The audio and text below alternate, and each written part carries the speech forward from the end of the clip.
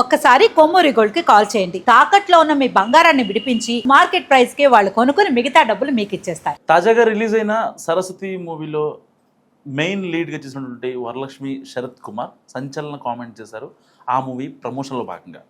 నా మీద కూడా కాస్టింగ్ కోచ్ జరిగింది, సో అలా నన్ను మాట్లాడారు అంటూ ఆవిడ కొన్ని హాట్ కామెంట్ చేశారు. సో మాట్లాడదాం మనతో పాటు శేఖర్ భాష ఉన్నారు. అని అసలు ఈ కాస్టింగ్ కోచ్ అనే దాన్ని ఇండస్ట్రీ మర్చిపోతే అది ఏ ఇండస్ట్రీ అయినా సరే లేదు. ఇది ఏంటంటే దొంగతనం, లంచగొండితనం ఇలాంటివి ఉంటూనే ఉంటాయి. ఇప్పుడు హైదరాబాద్లో దొంగలు లేరు అని చెప్పడం ఎట్లా ఉంటుందో, ఇండస్ట్రీలో కాస్టింగ్ కోచ్ లేదు అని చెప్పడం అలాగే ఉంటుంది.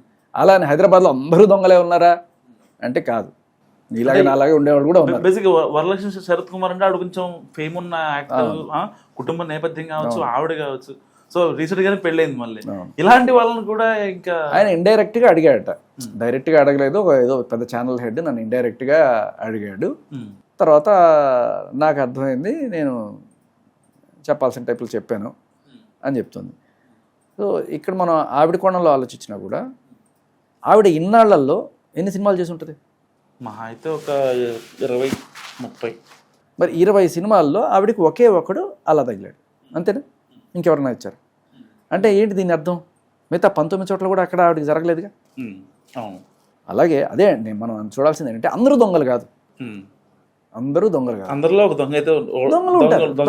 దొంగలు పట్టుకోవడం తప్పలేదు. ఎట్ ద సేమ్ టైం ఇక్కడ దొంగ అంటే మన పర్మిషన్ లేకుండా దోచుకుని వెళ్ళిపోయాడు. ఇక వీడు పర్మిషన్ అడుగుతున్నాడు, నేను ఈ ల్యాప్టాప్ తీసుకెళ్ళిపోవచ్చా అని అడుగుతున్నాను. అంటే పర్మిషన్ అడిగి చేసే దొంగతనం లాంటిది. దొంగతనం కూడా కాదు, అన్ఎథికల్ ప్రాక్టీస్. ఓకే, ఇప్పుడు ఇది ఎలా అంటే లంచంగా చూడొచ్చు. ఒక ఉద్యోగానికి నువ్వు వెళ్ళావు, అవతల వాడు లంచం అడిగాడు, లంచం ఇస్తేనే నేను ఉద్యోగం ఇస్తానంటాడు. సరే, నువ్వు లంచం ఇచ్చావు, చేరావు, నీకు రాదు, నీకు 40% ఉంది, నాకు 90% ఉంది, నన్ను పక్కన పెట్టారు, నీకు ఇచ్చారు, నువ్వు బ్రిడ్జి కట్టే కూలిపోయింది, నువ్వు డాక్టర్గా సెస్ట్ పెట్టుకుని ఎవరికి ఇంజక్షన్ చేసి వాడు పోయాడు. ఎవరిది రెస్పాన్సిబిలిటీ? నీకు ఉద్యోగం ఇచ్చిన వాడిదేనా? ఇది కాదా? అంటే రాదంటే నాకు నా వల్ల కాలని చెప్పి నేను పక్కకి వెళ్ళిపోతా కాదు, పక్కకి వెళ్ళిపోవడం ఏముంది, నువ్వు చేస్తూనే ఉంటావు, ఎంతమందిని చంపుతావు, లేకపోతే ఎన్నో బ్రిడ్జిలు కట్టి కూలేట్ చేస్తావు. ఏ రంగమైనా సరే, లంచమైనా మంచమైనా రెండు తప్పే. ఇచ్చేవాడిది తప్పే, తీసుకునేవాడిది తప్పే. ఇచ్చేవాడు గాడిదే, తీసుకునేవాడు కూడా గాడిదే. సో వీళ్ళని దొంగలను పట్టుకోవాల్సిన పోలీసులు కదా. మీకు ఒక అన్అఫిషియల్ మ్యాటర్ ఒకటి చెప్తా. ఎక్కడో అనుకుంటుంది, దీన్ని కన్ఫర్మ్ చేయాలి చాలామంది. విషయం ఏంటంటే, మన పోలీస్ స్టేషన్స్లో సెలక్షన్స్ చేస్తారు కదా, పోలీస్ సెలక్షన్స్ జరిగేటప్పుడు కూడా అప్పుడు పెద్ద లెవెల్లో డబ్బులు చేతులు మారుతాయి.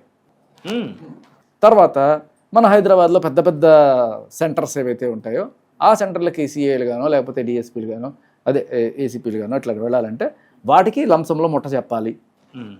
వీళ్ళు ఏం చేస్తారు, అలా ముట్ట చెప్పిన తర్వాత ఆ పదవిలోకి వెళ్ళిన తర్వాత మరి ఓ 25 లక్షలు 50 లక్షలు చుట్టాడు, అవి గుర్చుకోవాలి కదా.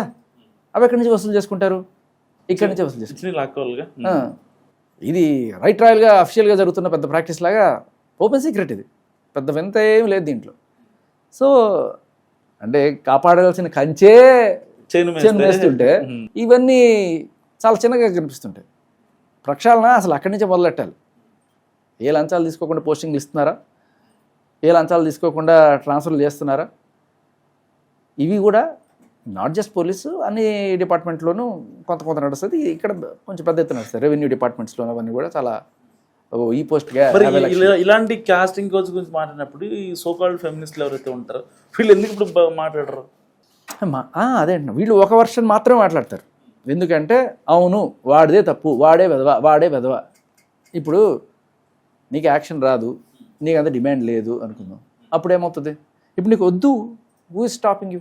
బలవంతంగా నువ్వు నాకు ఇంట్రెస్ట్ లేదండి ఇలా కాస్టింగ్ కోచ్ చేయడానికి, దుబ్బేయండి అని చెప్పాను. ఇప్పుడు అన్నట్టు ఇప్పుడు వరలక్ష్మి గారు అలాగే చెప్పారట, వెళ్ళిపోయాడు.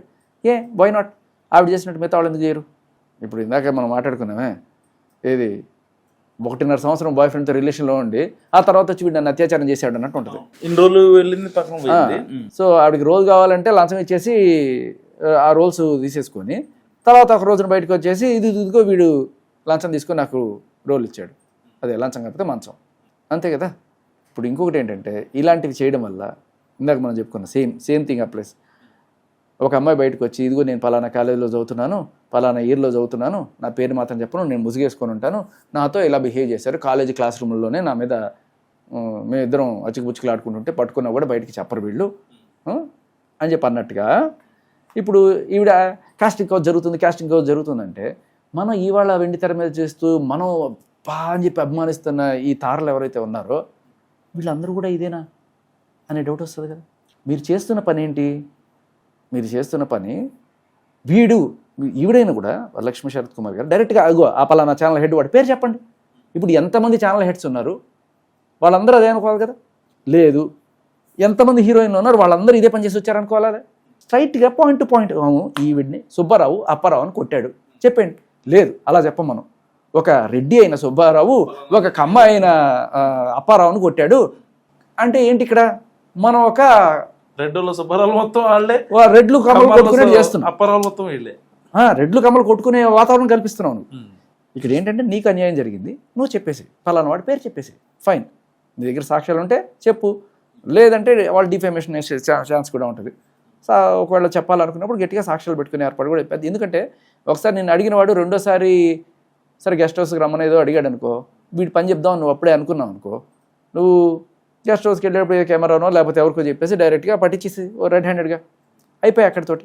ఇలా కాకుండా వెళ్ళిపోయి సినిమాలు చేసేసి తర్వాత ఒక 10-15 అయిపోయిన తర్వాత అప్పుడు ఒక రోజున వచ్చి లేదు సినిమా ఛాన్స్ రాకపోతే ఇదిగు నన్ను లంచం తీసుకున్నాడు కానీ నాకు ఉద్యోగం ఇవ్వట్లేదండి.